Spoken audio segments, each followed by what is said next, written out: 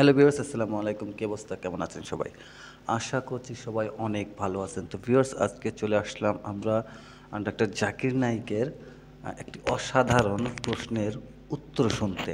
দুইটা মেয়ে তাকে প্রশ্ন করেছিল, এমন একটি প্রশ্ন করেছিল যা সবাই তো ভেবেছিল যে জাকির নাইক হয়তো উত্তর দিতে পারবেন না, কিন্তু আসলে হাসি মুখে ডাক্তার জাকির নাইক যে উত্তরটা দিয়েছেন সেটা শুনলে আপনিও অবাক হয়ে যাবেন।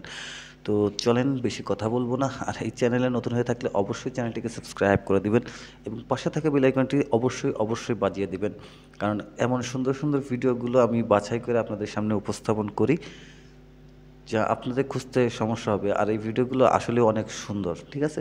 তো চলেন আমরা শুরু করি আজকে ভিডিও। তো ভিডিওর টাইটেলটা হচ্ছে কোরআনের ভুল ধরতে গিয়ে হিন্দু মেয়েটি ইসলাম গ্রহণ করলো। আচ্ছা, এখানে তাহলে ইসলাম গ্রহণ করবে। আর এটা আমি দেখতেছি হচ্ছে পিস পিস আওয়াজ মাহফিল নামে ইউটিউব চ্যানেল থেকে। তো এই চ্যানেলের লিঙ্কটাও দেওয়া থাকবে এই ভিডিও ডিসক্রিপশন বক্সে, আপনারা চাইলে সেখানেও কিন্তু গিয়ে তাকে দেখতে পারেন। তো চলেন আমরা শুরু করি আজকের ভিডিও। আগে হেডফোনটা কানে দিই, হেডফোনটা কানে না দিলে আসলে আমিও শুনতে পারবো না, আপনাদের সাথে আমাকেও শুনতে হবে। তো আমি একটু আগে আসি। ওকে, ডান। চলুন শুরু করি।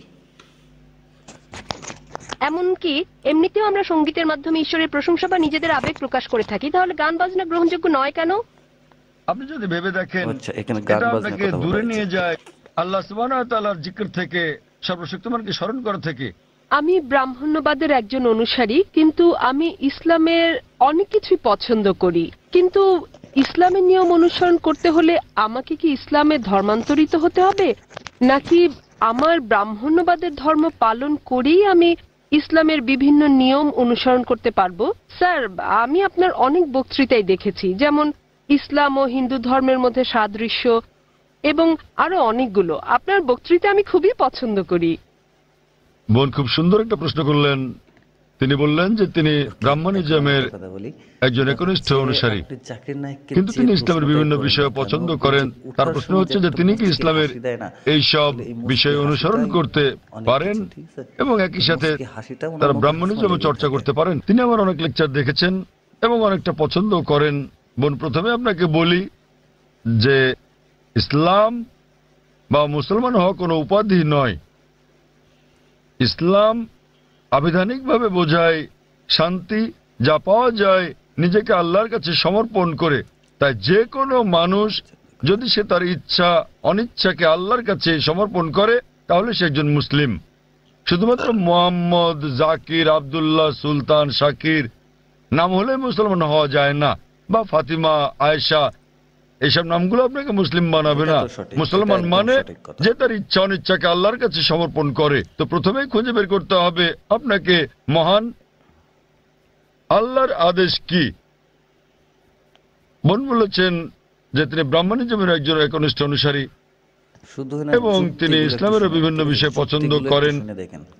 আর তিনি আমার অনেক টেপ, অনেক বক্তৃতা দেখেছেন যার মধ্যে ইসলাম ও হিন্দুইজমের সাদৃশ্য আছে। যদি এটা দেখে থাকেন তাহলে উত্তর দেওয়াটা আমার জন্য সহজ হবে, আপনার পক্ষে বোঝাটাও সুবিধা হবে। আপনি যদি দেখে থাকেন আমার হিন্দুইজম ইসলামের সাদৃশ্য নিয়ে বক্তৃতা, যেটা আমি বোধহয় প্রথম শান্তি সম্মেলন চেন্নাইয়ে দিয়েছিলাম, ইসলাম ও হিন্দু ধর্মের মধ্যে সাদৃশ্য। বোন, আপনি যদি ভেবে দেখেন, এমনকি যদি হিন্দু ধর্মের বইগুলোও পড়ে থাকেন, হিন্দু ধর্মগ্রন্থগুলো বলে যে নিজের ইচ্ছাকে ঈশ্বরের কাছে সমর্পণ করবেন। কিন্তু আমি যেটা বললাম যে সময়ের সাথে সাথে পূর্বের সকল ধর্মগ্রন্থ আগের মতো অবিকৃত অবস্থায় নেই। সেগুলো বিকৃতি এসেছে, জালিয়াতি হয়েছে, দুর্নীতি ঘটেছে।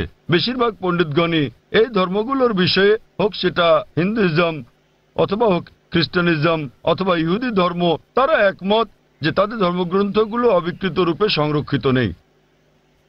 আর আপনি যদি আমার বক্তৃতা শুনে থাকেন, আমি শুরুতে যা বলেছিলাম, মহাভারত একটা গল্প যা অর্জুনের পিতামহ কর্তৃক বর্ণিত। এতে আছে ৮,০০০ শ্লোক। এরপর সময়ের সাথে সাথে পরিবর্তিত হতে হতে এতে চলে এলো ২৪,০০০ শ্লোক। এখন এর মধ্যে আছে ১,০০,০০০-এরও বেশি, হ্যাঁ, ১,০০,০০০-এর এটা বেশি সঠিক। শ্লোক। এটি কার কথা? মহাভারতের পণ্ডিতগণের। তো সময়ের সাথে সাথে সেগুলোতে হস্তক্ষেপ হয়েছে, তথ্য বিকৃতি ঘটেছে। কিন্তু তা সত্ত্বেও এরকম 1000 শ্লোক মানে এই পরিবর্তনের 8000 পরও মনে আছে। সবগুলো ধর্মগ্রন্থেই সর্বশক্তিমান ঈশ্বরের বাণী অবশিষ্ট রয়েছে। এবং আপনি যদি আমার বক্তৃতা শুনে থাকেন, সকল ধর্মের মূল কথা হচ্ছে সর্বশক্তিমান ঈশ্বর একজনই, তার কোনো মূর্তি নেই, তার কোনো ছবি নেই। সবগুলো ধর্মই বলে থাকে ঈশ্বর একজনই। আপনি হয়তো শুনেছেন আমার লেকচারে, আমি বলেছিলাম বিভিন্ন জায়গায়, যেমন ছান্দোক্য উপনিষদে অধ্যায় নম্বর 6 অনুচ্ছেদ নম্বর 2 শ্লোক 1, एकम विद्वितीयम। মহান ঈশ্বর এক, অদ্বিতীয়। এবং শ্বেতাবতার উপনিষদ অধ্যায় নম্বর 4 শ্লোক নম্বর 19 এবং যজুর্বেদ অধ্যায় 32 শ্লোক 3 বলা আছে, न तस्य प्रतिमा अस्ति। মহান ঈশ্বরের কোনো প্রতিমা নেই, তার কোনো ছবি নেই। প্রতিমা মানে হচ্ছে মূর্তি, ফটোগ্রাফ, রেখাচিত্র, ছবি, ভাস্কর্য, আচ্ছা। মূর্তি, পুতুল। তাই ঈশ্বরের কোনো প্রতিমূর্তি নেই, কোনো ফটোগ্রাফ নেই, কোনো রেখাচিত্র নেই, কোনো ছবি নেই, কোনো ভাস্কর্য নেই, কোনো মূর্তি নেই, কোনো পুতুল নেই। তাই সকল ধর্মগ্রন্থই জোর দেয় সর্বশক্তিমান ঈশ্বরের একত্বের উপর। আর হিন্দু ধর্মের ব্রহ্মসূত্রটি হচ্ছে एकम ब्रह्म द्योतय नास्ते नैना नास्ते किंचन। भगवान एक ही है, दूसरा नहीं है, नहीं है, नहीं है, जरा भी नहीं है। ঈশ্বর একজনই, দ্বিতীয় কেউ নেই, কেউ নেই, কেউ নেই, কোথাও কেউ নেই।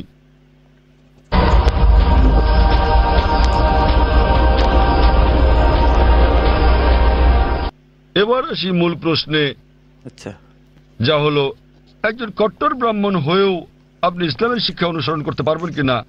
বোন, কেউ নেই। একজন সাধারণ ব্রাহ্মণের পক্ষে মুসলিম হওয়ার চেষ্টা করাটা কঠিন, কিন্তু যদি কঠোর ব্রাহ্মণ হয়ে থাকেন, বেদকে কঠোরভাবে মেনে চলেন, তাহলে আপনার ইচ্ছা অনিচ্ছা ঈশ্বরের কাছে সমর্পণ করতেই হবে।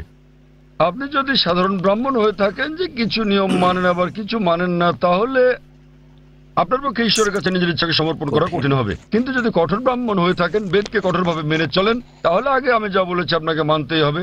3টি পংক্তি আমি বলেছি যে আপনাকে এক ঈশ্বরে বিশ্বাস করতে হবে, আপনি মূর্তি পূজা করতে পারবেন না। আপনাকে বিশ্বাস করতে হবে যে ঈশ্বর এক, তার কোনো প্রতিচ্ছবি নেই, কোনো ফটোগ্রাফ নেই, কোনো মূর্তি নেই। এবং কঠিন যদি আপনার ধর্মগ্রন্থগুলো পড়ে থাকেন, সেগুলোতে সর্বশেষ এবং চূড়ান্ত নবী মোহাম্মদ সাল্লাল্লাহু আলাইহি সাল্লামের আগমনের কথা উল্লেখ করা হয়েছে। আর আপনি যদি আমার বক্তৃতা ইসলাম ও হিন্দু ধর্মের মধ্যে সাদৃশ্য আর হিন্দু ধর্মে মোহাম্মদ সাল্লাল্লাহু আলাইহি সাল্লাম এই দুটো দেখে থাকেন, আমি বিস্তারিত আলোচনা করেছি যে নবী মোহাম্মদ সাল্লাল্লাহু আলাইহি সাল্লামের কথা আপনাদের ধর্মগ্রন্থে আছে। তাই যদি আপনি খারাপ ব্রাহ্মণ হয়ে থাকেন, তাহলে আপনার এটা বিশ্বাস না করার কোনো সুযোগ নেই যে ঈশ্বর এক, তার কোনো চিত্র নেই, কোনো মূর্তি নেই। এবং আপনাকে এটা বিশ্বাস করতে হবে যে মহান ঈশ্বরের সর্বশেষ দূত, সর্বশেষ বার্তাবাহক কল্কি অবতার হচ্ছেন নবী মোহাম্মদ সাল্লাল্লাহু আলাইহি সাল্লাম। কিন্তু যখন আপনার ধর্মগ্রন্থ বলে যে আপনাকে কল্কি অবতার চূড়ান্ত দূতকে অনুসরণ করতে হবে, তো যখন আপনি এই দূত নবী মোহাম্মদ সাল্লাল্লাহু আলাইহি সাল্লামের বাণীগুলো পড়বেন, তখন আপনি দেখবেন যে এই কথাগুলো আপনার ধর্মগ্রন্থগুলোতে যা লেখা আছে তার সাথে মিলে যাচ্ছে। আবার একই সাথে দেখবেন এটা আপনার ধর্মগ্রন্থের অনেক কথার বিরুদ্ধে যাচ্ছে। তো এখন আমরা মনে করি যে কোরআন সর্বশক্তিমান আল্লাহর শেষ ও চূড়ান্ত নির্দেশনা, যা নাজিল করা হয়েছিল সর্বশেষ ও চূড়ান্ত নবী মোহাম্মদ সাল্লাল্লাহু আলাইহি সাল্লামের উপরে। এই কোরআন হলো ফোরকান, এটা হলো ন্যায় এবং অন্যায়ের পার্থক্যকারী। তাই কোরআনের সাথে যা যা মিলে যায়, সেটা যদি বাইবেলে উল্লেখ থাকে অথবা থাকে বেদে অথবা মহাভারতে অথবা রামায়ণে, নিশ্চিতভাবে আপনি ধরে নিতে পারেন যে তা হয়েছে সর্বশক্তিমান ঈশ্বরের ইচ্ছা ও আদেশ অনুসারেই। যদি সেটা বিরুদ্ধে যায়, আপনাকে মানতে হবে যে এটা হচ্ছে সর্বশক্তিমান ঈশ্বরের ইচ্ছা ও আদেশের বিপরীত। তাই আপনি যদি একনিষ্ঠ ব্রাহ্মণ হন, ব্রাহ্মণিজম চর্চা করে থাকেন, আপনাকে এক ঈশ্বরে বিশ্বাস করতে হবে, মূর্তি পূজার বিরোধিতা করতে হবে। আর আপনি যদি আমার সেই বক্তৃতা ইসলাম ও হিন্দু ধর্মের সাদৃশ্য শুনে থাকেন, সেখানে যা বলা হয়েছে, আপনি যদি কমপক্ষে ইনশাআল্লাহ এগুলো আপনাকে জান্নাতে নেওয়ার জন্য যথেষ্ট হবে ইনশাআল্লাহ। তাই আপনি যদি আমার বক্তৃতা ইসলাম ও হিন্দু ধর্মের মধ্যে সাদৃশ্য শুনে থাকেন, সর্বশক্তিমান ঈশ্বরের একত্ববাদ সম্বন্ধে, নবী মুহাম্মদ সাল্লাল্লাহু আলাইহি সাল্লাম সম্বন্ধে, কিভাবে সালাত আদায় করা যায়, মদ খাওয়া যাবে না, শুকরের মাংস খাওয়া যাবে না, যা কোরআনের সাথে সাথে আপনাদের ধর্মগ্রন্থ বলা আছে, ইনশাআল্লাহ আপনাদের বেদে শালীনতার বিষয়ে বলা আছে যে মহিলাদের নিজেদের আবৃত রাখা উচিত, যা কোরআনেও বলা আছে। তাই আমার সেই বক্তৃতায় যা যা আমি বলেছি, আরো অনেক বিষয় আছে, কিন্তু আপনি যদি শুধু এই বিষয়গুলো ভালোভাবে অনুসরণ করেন বোন, ইনশাল্লাহ ইনশাল্লাহ এগুলো আপনাকে এই পরীক্ষায় পাশ করিয়ে দেওয়ার জন্য যথেষ্ট।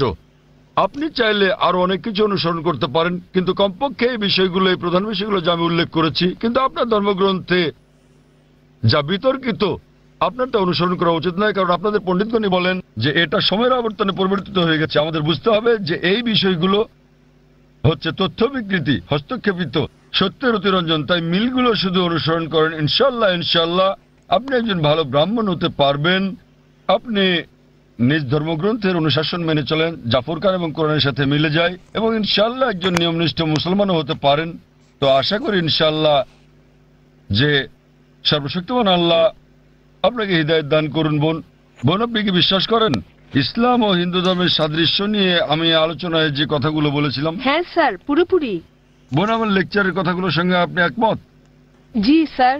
আপনি কি নিয়মগুলো মানতে রাজি আছেন? হ্যাঁ হ্যাঁ, রাজি আছি। তাহলে আপনি যেহেতু এগুলো মানতে রাজি আছেন, আমি যা বলেছি, সুতরাং আপনি প্রকৃতই নিজের ইচ্ছা অনিচ্ছাকে আল্লাহর কাছে সমর্পণ করলেন। আরবিতে আপনি বলতে পারেন মুসলমান, বাংলায় বলতে পারেন আল্লাহর কাছে নিজের ইচ্ছাকে সমর্পণকারী। তো যদি একমত হন যে ধর্মগ্রন্থগুলোতে বলা আছে এক ঈশ্বরের উপাসনা করতে হবে, তিনি ছাড়া আর উপাস্য নেই, মূর্তি পূজা করা অন্যায়, আপনি যদি সর্বশেষ ও চূড়ান্ত নবী কলকি অবতার মুহাম্মদ সাল্লাল্লাহু আলাইহি সাল্লাম এবং তার শিক্ষার উপর বিশ্বাস রাখেন, তাহলে আমার মতে, আমি যদি আরবিতে বলি, আমাকে বলতে হবে যে আপনি ইসলাম ধর্ম পালন করছেন এবং আপনি একজন মুসলিম। বোন, আপনি কি একমত আছেন? জি স্যার, একমত। তাহলে আপনি কি জনসমক্ষে বলতে পারবেন যে আরবি নিয়মে আপনি একজন মুসলিম? বোন, আপনি কি আরবি নিয়মে ঘোষণা দিতে পারবেন এটা, যেহেতু আপনি মেনে নিয়েছেন একজন ঈশ্বর এবং নবী মুহাম্মদ সাল্লাল্লাহু আলাইহি সাল্লাম সর্বশেষ চূড়ান্ত নবী, তো আপনি কি ঘোষণা দিতে পারবেন যে আপনি একজন মুসলিম? আমি বলছি না যে আমি একজন মুসলিম, যদিও আপনি যা বলেছেন আমি তার সাথে একমত। এখন আপনি যদি মেনে নেন যে ঈশ্বর একজন এবং তার কোনো মূর্তি বা ছবি নেই এবং একমাত্র তারই উপাসনা করতে হবে, আর আপনি যদি মেনে নেন যে নবী মুহাম্মদ সাল্লাল্লাহু আলাইহি সাল্লাম আল্লাহ প্রেরিত দূত, এই দুটোই যথেষ্ট আপনাকে ইসলাম ধর্মের জগতে নিয়ে আসার জন্য, আপনি পাস করেছেন। অন্যান্য বিষয়গুলো পরে আসবে। তো আপনি যদি মানেন ঈশ্বর এক, তার কোনো প্রতিচ্ছবি নেই, আপনি যদি মূর্তি পূজা করতে অস্বীকার করেন এবং আপনি মানেন যে নবী মুহাম্মদ সাল্লাল্লাহু আলাইহি ওয়াসাল্লাম শেষ ও চূড়ান্ত নবী, তাহলে আপনি এই জগতে প্রবেশ করতে পারবেন ইনশাআল্লাহ, অথবা সঠিকভাবে বলতে গেলে এই জীবন দর্শনে। এবং ইনশাআল্লাহ এভাবে চর্চা চালিয়ে গেলে আপনি কি এই জীবন ধারায় আসতে চান বোন? ঈশ্বর চাইলে হ্যাঁ, এই তো ইনশাআল্লাহ, মাশাআল্লাহ। তো বোন, আমি আবারও আপনাকে জিজ্ঞেস করতে চাই আনুষ্ঠানিকভাবে, বোন, আপনি কি বিশ্বাস করেন যে এক ঈশ্বর? হ্যাঁ করি। বিশ্বাস করেন যে সর্বশক্তিমান ঈশ্বর ছাড়া আর কারো উপাসনা করা উচিত নয়? হ্যাঁ হ্যাঁ। আপনি কি একমত যে মূর্তি পূজা ঠিক নয়? পুরোপুরি না হলেও কিছুটা একমত। না, দেখলেন তো, পুরোপুরি না কিছুটা, এটাই বলতে পারছেন না। আপনি এটা বলতে পারেন না যে কেকটা খেতে চাই, পেতে চাই, মূর্তি পূজা করা সঠিক নয়, নতুবা সঠিক। এর মানে ঈশ্বরের কাছে প্রার্থনার জন্য আপনার মূর্তি পূজার সাহায্য নিতে হবে না, কোনো মূর্তি পূজা করতে হবে না। আপনি কি মানেন যে ঈশ্বরের কোনো প্রতিরূপ নেই? হ্যাঁ। আচ্ছা, আপনি মানেন, এর মানে আপনি বলছেন ঈশ্বরের কোনো প্রতিমূর্তি নেই? হ্যাঁ। ঠিক আছে। আপনি কি মানেন যে নবী মুহাম্মদ সাল্লাল্লাহু আলাইহি ওয়াসাল্লাম সর্বশেষ চূড়ান্ত নবী? আমি আসলে এইটুকু পর্যন্ত ভালো করে জানি না, কিন্তু অন্যগুলো আপনি যা বলেছেন আমি মানছি, কিন্তু আমি আসলেই সর্বশেষ বিষয়গুলো জানি না। আপনি কি মানেন যে তিনি আল্লাহ প্রেরিত দূত? হ্যাঁ মানি। আপনি মানেন তিনি আল্লাহর দূত? হ্যাঁ। চমৎকার, চর্চাটাই আসল। একজন নির্ভেজাল মুসলিম হওয়া সহজ কথা নয়, আমরাও চেষ্টা করছি। তো বোন, আমি যদি বলি আপনি কি আমার সাথে কালিমায়ে শাহাদা পাঠ করবেন? আপনি কি শাহাদাত পাঠ করবেন, যা আসলে আরবিতে একটা ঘোষণা, ওই একই কথা যা আমি বলেছি যে আল্লাহ ছাড়া কোনো প্রভু নেই আর নবী মুহাম্মদ সাল্লাল্লাহু আলাইহি ওয়াসাল্লাম তার দূত, আরবিতে এটা বলতে চান? হ্যাঁ স্যার, অবশ্যই। বেশ, আমি আরবিতে বলবো, আপনি আমার সাথে সাথে বলবেন, আর পরে এটার অনুবাদও বলবো। ঠিক আছে। अशहदु अशहदु अल्लाह अल्लाह इलाहा इलाहा इल्लल्लाह इल्लल्लाह व अशहदु व अशहदु अन्ना अन्ना मुहम्मदन मुहम्मदन अब्दुहु अब्दुहु व रसूलुहु। व रसूलुहु। আমি সাক্ষ্য দিচ্ছি, আমি সাক্ষ্য দিচ্ছি আমি সাক্ষ্য দিচ্ছি যে যে কোনো উপাস্য নেই, কোনো উপাস্য নেই আল্লাহ ছাড়া, আল্লাহ ছাড়া, আর আমি সাক্ষ্য দিচ্ছি আর আমি সাক্ষ্য দিচ্ছি যে নবী মুহাম্মদ সাল্লাল্লাহু আলাইহি যে সাল্লাম নবী মুহাম্মদ সাল্লাল্লাহু আলাইহি সাল্লাম হলেন আল্লাহর আল্লাহর বান্দা এবং রাসূল। বান্দা এবং রাসূল। মাশাআল্লাহ বোন, ধন্যবাদ। এখন আপনি একজন মুসলিম এবং আমি প্রার্থনা করছি যেন আল্লাহ সুবহানাহু ওয়া তাআলা আপনাকে পথ প্রদর্শন করেন। আর আমি চাই যে ইনশাআল্লাহ সকল ভাই বোনেরা যখনই কেউ ইসলাম গ্রহণ করবেন আপনারা তাকে জ্ঞানের দিক থেকে সাহায্য করবেন, এভাবেই আপনারা সমাজসেবা করতে পারেন। বোন, আপনার কাছে একটা অনুরোধ আমার যে ইনশাআল্লাহ আপনি কোরআন অনুবাদ সহ পড়বেন, এমনকি যদি আগেও পড়ে থাকেন তবুও, এবং নির্দেশনাগুলো মেনে চলবেন, এবং ইনশাআল্লাহ আপনি তখন আল্লাহর কাছে নিজের ইচ্ছা সমর্পণকারী একজন নিষ্ঠাবান মানুষ হতে পারবেন। আর আমাদের জন্য দোয়া করবেন বোন। তো ভিউয়ার্স, কেমন লাগলো আজকে জাকির নায়েকের বক্তব্য এবং তার আলোচনা? আশা করি যে অনেক ভালো লেগেছে, কারণ আমার ব্যক্তিগত অনেক ভালো লেগেছে। বিশেষ করে মেয়েটা লাস্টে যে মুসলিম হয়ে গেছে এখান থেকে আরও বেশি ভালো লেগেছে। তো এই ধরনের ভিডিও পেতে অবশ্যই চ্যানেলকে সাবস্ক্রাইব করে রাখবেন। আর ডক্টর জাকির নায়েকের বক্তব্য থাকলে ভাই কমেন্ট তো অবশ্যই করবেন, যে এখানে আপনার মন্তব্য কিন্তু দিতে ভুলবেন না। তো ভালো থাকেন, দেখা হচ্ছে আগামী নতুন আর একটি ভিডিওতে। ততক্ষণ আল্লাহ হাফেজ।